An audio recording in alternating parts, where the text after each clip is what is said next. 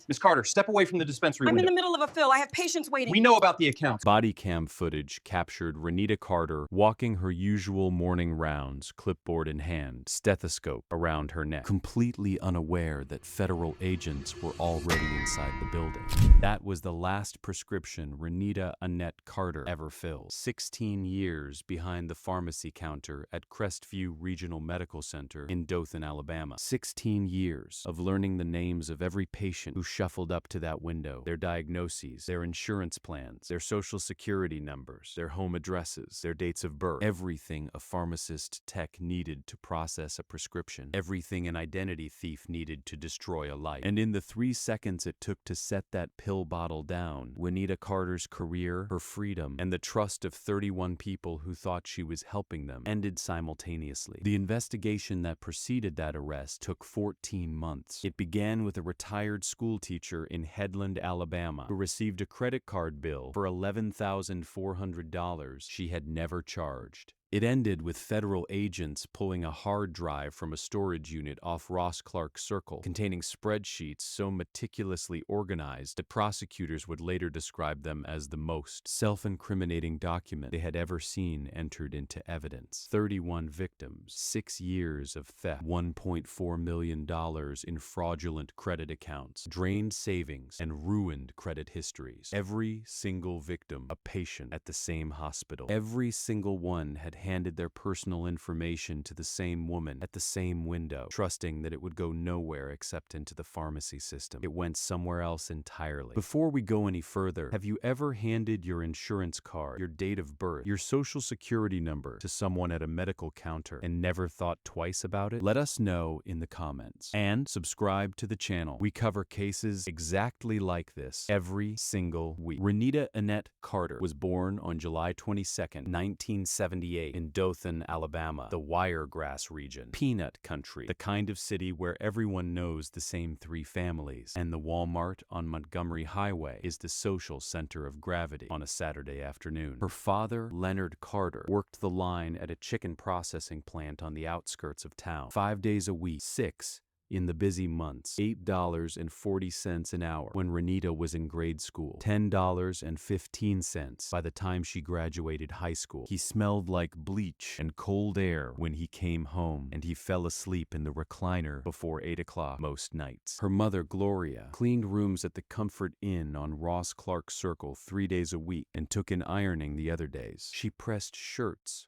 on the kitchen table with a towel underneath to protect the formica. Renita was the oldest of 4. She shared a bedroom with her 2 sisters until she was 15, when her brother Darnell moved out of the room he shared with a cousin, and she finally got a space to herself. She covered the walls with magazine pages, not posters, pages. She tore them carefully along the binding and taped them flat. Vogue, Better Homes, travel magazines she found at the church rummage sale, places she had never been, things she had never touched. She was not a struggling student. She was a careful one. She did not rush. She checked her work twice. Her teachers at Northview High School noted consistently that she was methodical, precise, and unusually detail-oriented for her age. One wrote in a 7th grade progress report that Renita approached every task as though there would be a follow-up inspection. Another observed she was quiet but deeply attentive. She absorbed everything. She graduated in May 1996 with a 3.1 GPA, number scholarship, number college fund. Her parents had 4 children and a mortgage on a house that needed a new roof. She enrolled at Wallace Community College that fall on a Pell Grant and a prayer, declaring a health sciences track because her guidance counselor told her healthcare was recession-proof and there would always be work. She earned her pharmacy technician certification in May 1998, passed the PTCE exam on her first attempt with a score of 82. In June 1998, she applied for a position at Crestview Regional Medical Center's outpatient pharmacy. She was 20 years old. Starting pay, $11.80 an hour. Benefits after 90 days. A name tag that read RENITA, Pharmacy Services. She wore it like a credential. Crestview Regional Medical Center sat on a campus off West Main Street in Dothan, a mid-sized regional hospital serving Houston County and the surrounding Wiregrass communities. The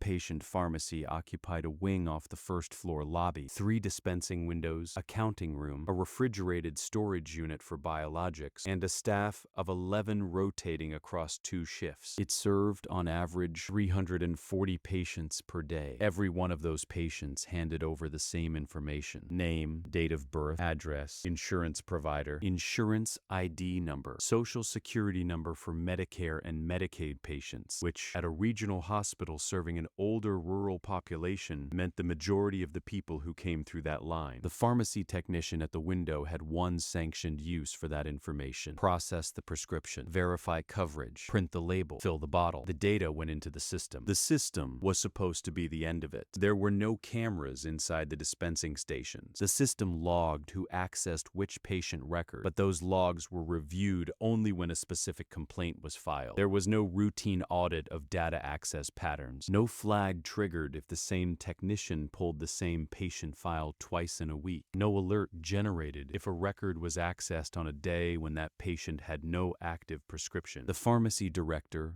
a man named Gerald Price, had worked at Crestview for 22 years. He ran a clean operation. His technicians were cross-trained. His inventory reconciled monthly. His DEA logs immaculate. But Gerald Price had never been trained to think about his patient data as a theft surface. Neither had anyone else in hospital administration. That gap between the trust placed in the people behind the counter and the complete absence of any mechanism to verify that trust was the only thing Renita Carter needed. She had 16 years to use it. For the first 8 of those years, she used nothing except her job description. Her early performance reviews read like citations: precise and efficient, catches insurance discrepancies before they escalate. Patients ask for her by name at window 2. She learned the regulars the way a bartender learns their customers, not just names and prescriptions, but situations.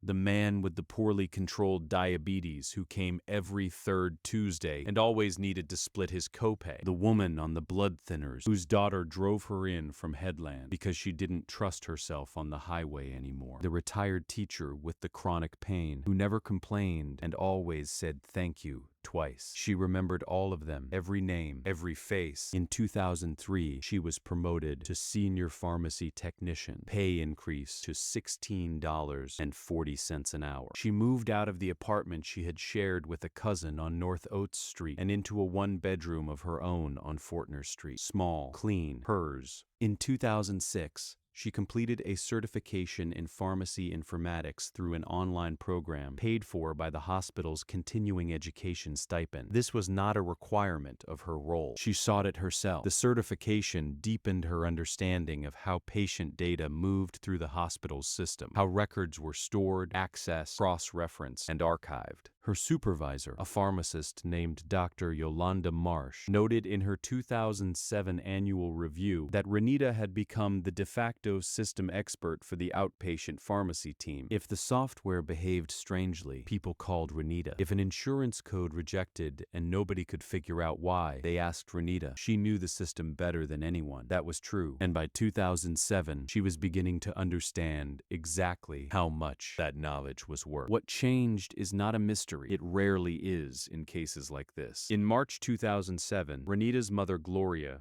was diagnosed with type 2 diabetes, an early-stage kidney disease. The diagnosis came during a routine physical that Gloria had put off for 3 years because she didn't want to hear bad news. The bad news had simply been waiting. The bills arrived before the second appointment. Gloria had insurance through the Comfort Inn, a bare-bones plan with a $3,000 deductible and a 40% co-insurance requirement on specialist visits. Nephrology was a specialist. So was the endocrinologist. The pharmacy costs alone ran $340 a month after insurance. Leonard Carter's plant did not offer dependent coverage. Renita sat at her kitchen table in March 2007 with a legal pad and a calculator and understood for the first time that her parents' medical costs would exceed everything she made above her own. Bills. She did the math 3 times. It came out the same every time. She She didn't open a line of fraud that week. She opened a second job. Weekends at a Walgreens on the south side of town. She picked up shifts. She went without. She sent her mother $400 a month, then $500, then $600 as the kidney disease progressed and the prescription list lengthened. She did that for 2 years. She was 30 years old and she was exhausted. On a Tuesday evening in November 2009, Renita Carter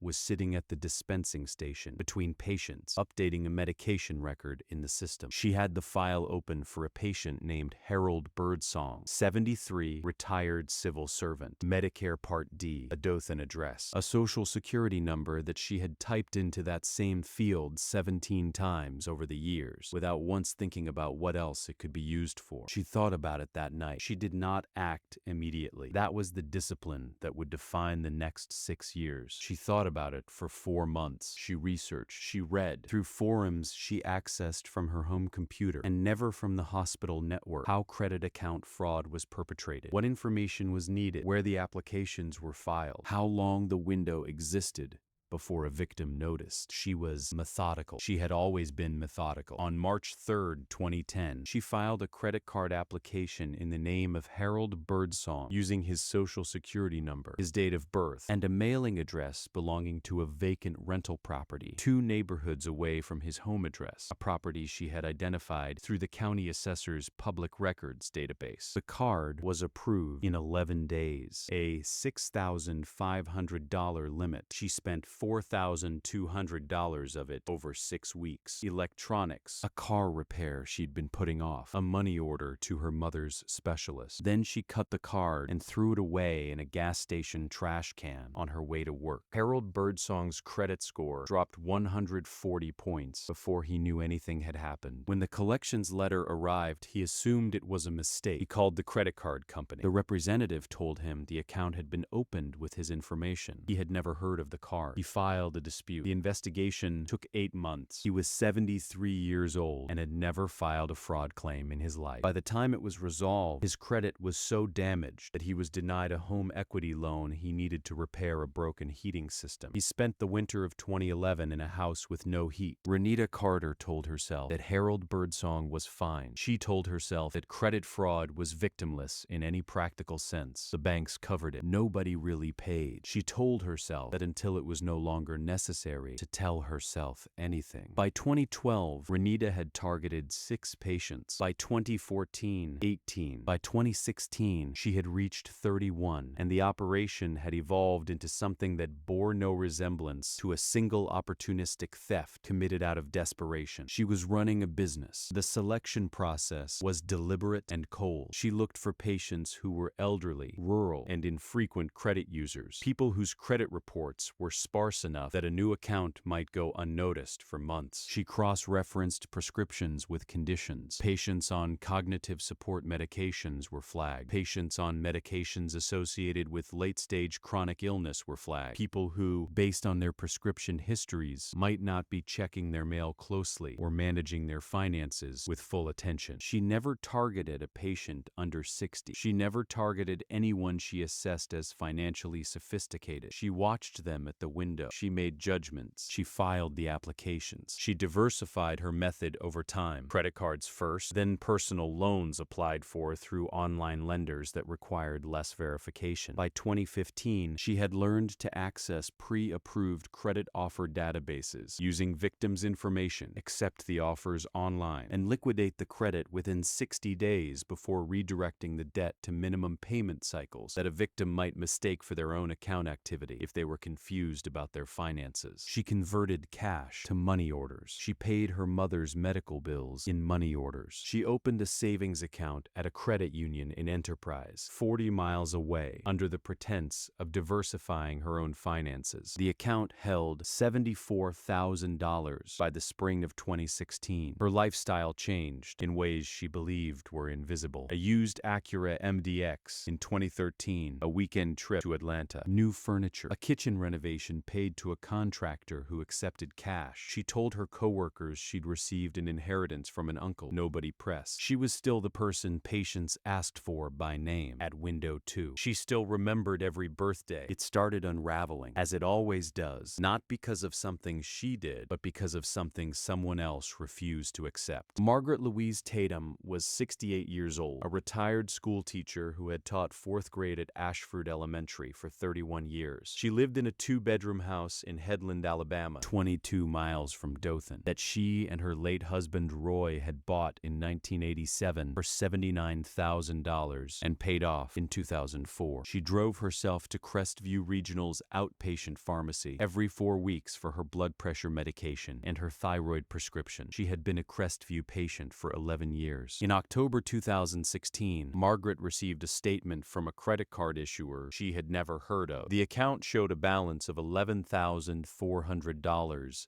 14 transactions over 8 weeks. Electronics retailers, online marketplaces, a hotel booking in Birmingham. Margaret Tatum had not left Headland since June. She had not purchased any electronics. She had never heard of the card. She drove to the Houston County Courthouse the next morning and filed a fraud report in person. Not a phone call, not an online form. She drove there. She sat in a chair across from a detective named Samuel Pryor and laid out 12 pages of account statements she had printed at the library. Every transaction highlighted, every one she could document as impossible, circled in red ink. She was a 4th grade teacher for 31 years. She knew how to present evidence. Detective Pryor opened a file. Over the next 3 weeks, he fielded calls from 2 more Headland area residents reporting similar accounts, unfamiliar credit cards, unfamiliar transactions. All 3 were older. All 3 had no recent history of credit applications. All 3 were patients at Crestview Regional Medical Center. On November 14, 2016, Detective Pryor contacted the hospital's compliance office. The internal investigation moved quietly at first. Crestview's compliance officer, a woman named Andrea Faust, pulled the patient access logs for all 3 affected individuals. The logs showed who had accessed each record, on which dates, and from which terminal. All 3 records had been accessed multiple times by the same employee from the same terminal in the weeks before the fraudulent accounts were opened. Terminal 7, dispensing window 2, Renita Carter. Faust contacted the Houston County Sheriff's Office and the FBI field office in Montgomery on the same day. The case was assigned to Special Agent Calvin Rutherford, a 12-year veteran of the Bureau's Financial Crimes Unit. Within 30 days, Rutherford had subpoenaed the access logs for all pharmacy patient records going back 6 years. He cross-referenced every access event against the credit fraud databases maintained by the 3 major credit bureaus. The correlation was not subtle. 41 patients whose records had been accessed by Renita Carter on dates with no corresponding prescription activity had subsequently had fraudulent credit accounts open in their names. The accounts had been opened from IP addresses registered to a series of public library computers across Houston County and the 2 neighboring counties. Always different libraries. Always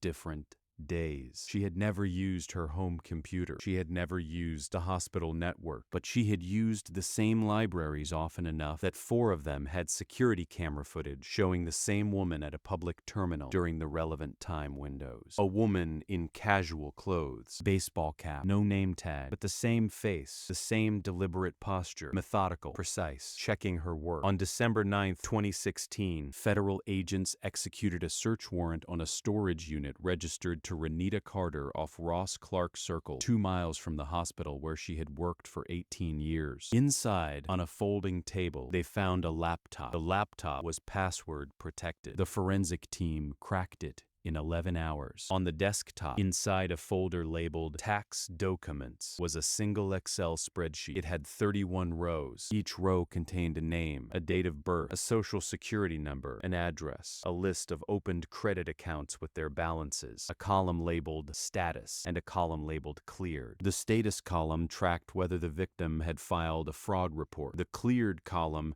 tracked whether the fraudulent balance had been spent. All 31 rows had entries in every column. She had built a tracking system. She had maintained it for 6 years. She knew exactly which of her victims had reported her and which ones hadn't. She knew exactly how much money she had taken from each one. She had managed 31 stolen identities the way a portfolio manager tracks positions. The spreadsheet was Government Exhibit 1. On December 12, 2016, at 9:07 in the morning, Special Agent Rutherford and Detective Pryor entered Crestview Regional Medical Center through the main lobby. They had coordinated with hospital administration the previous afternoon. The pharmacy director, Gerald Price, had been notified at 8 a.m. He had said nothing to his staff. Renita Carter was at window 2, a Wednesday. Mid-morning rush. 6 people in the waiting area. She was counting capsules into a tray. Her movements automatic. Practice. The motions of a person who had performed the same task 10,000 times. Agent Rutherford approached the window from the lobby side. Detective Pryor came through the staff entrance from the back. She looked up when she heard the lobby door. She recognized the type immediately. Same way Vanessa Ellison recognized it. The suit, the badge visible at the belt, the particular stillness of someone who is not there to pick up a prescription. She set the tray down. Ms. Carter,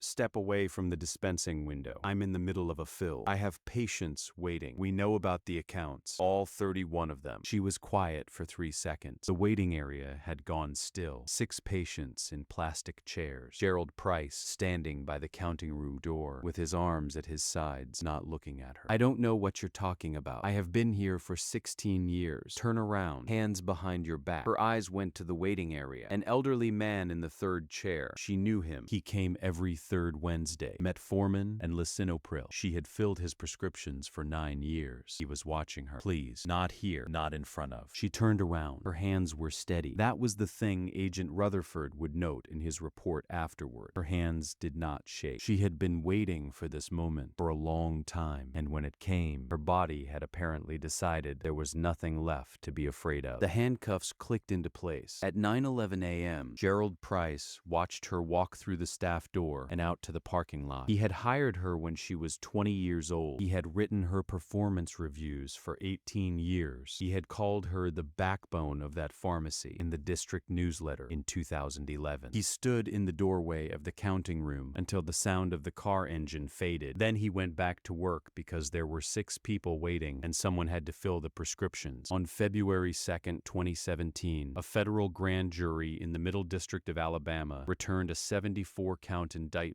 against Renita Carter. The charges: 31 counts of aggravated identity theft under 18 U.S.C. Section 1028A, 31 counts of wire fraud under 18 U.S.C. Section 1343, 8 counts of bank fraud under 18 U.S.C. Section 1344, 4 counts of unauthorized access to a protected computer under 18 U.S.C. Section 1030. Maximum exposure: 412 years. Her attorney, a public defender named William Ozzie, filed motions to suppress the storage unit evidence on Fourth Amendment grounds. Judge Rosalind Whitmore of the Middle District denied them in a 6-page ruling that described the warrant application as thorough and specific. A motion to sever the 31 victim counts into individual trials was denied. A motion for change of venue was denied. The trial began May 8, 2017, at the federal courthouse on Church Street in Montgomery. It lasted 13 days. Assistant United States Attorney Denise Kamau led the prosecution. She had been with the office for 9 years. She had a particular focus on crimes targeting the elderly and the medically vulnerable. She had tried 14 identity theft cases. She had never tried one with a spreadsheet like this. She called 41 witnesses over 9 days. Bank fraud examiners, credit bureau analysts, the library security personnel who identified Renita on camera. 4 of the 31 victims: Margaret Tatum, a 71-year-old Korean war veteran named Clarence Webb, whose VA pension account had been compromised, and who sat in the witness box in his service uniform because, as he told the bailiff beforehand, this is a proceeding, and proceedings deserve respect. A woman named Dorothy Simmons, whose application for senior housing assistance had been denied because her fraudulently damaged credit placed her below the eligibility threshold. She spent 14 months on a waiting list before the error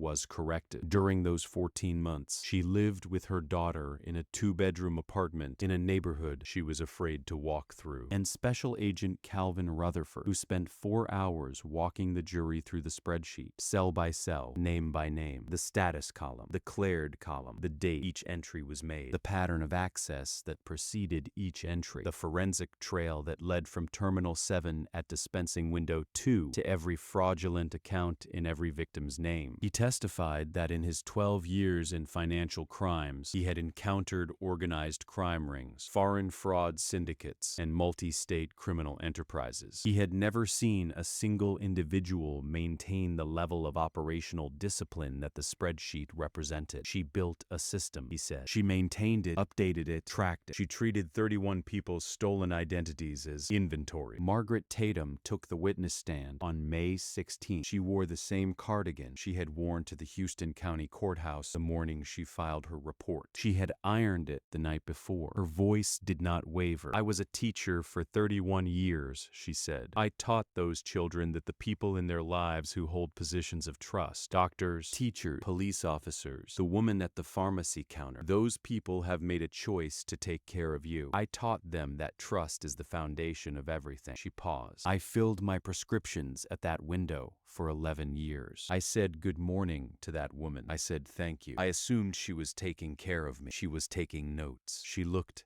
at Renita Carter. "I am 68 years old. I have never been in debt in my life. Roy and I paid off that house, and we stayed out of debt because we worked for what we had, and we didn't take what wasn't ours. That is not a complicated idea." She understood it fine. She just didn't apply it to other people. She picked up her purse from the chair beside the witness box and set it in her lap. "I want her to understand that the thing she stole from me was not $11,000. I got that back eventually. What she stole was the part of me that walked up to a counter and trusted the person on the other side without thinking twice about it. I don't have that anymore. I will never have that again. And I was 67 years old when she took it from me, which means I will not have it for whatever years I have left." The defense had no cross-examination. There was nothing to ask. The jury deliberated for 6 hours and 40 minutes. On May 22, 2017, they returned guilty verdicts on all 74 counts. Sentencing was held on August 11, 2017. Judge Whitmore addressed Renita Carter for 11 minutes before pronouncing the sentence. 2 passages from that address were quoted in every news report that covered the case.